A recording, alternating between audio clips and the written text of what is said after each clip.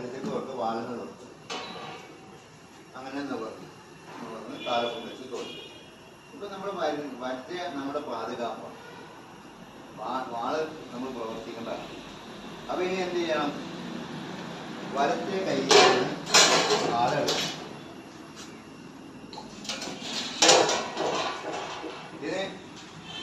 ഇതിൽ നിന്ന് വലത്ത് കയറി വെച്ച് വായിട്ടെടുക്കും. ഇനി പരിധിയെടുക്കും.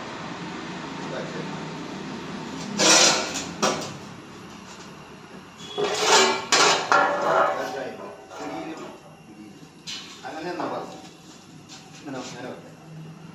നമ്മൾ ശരിക്കും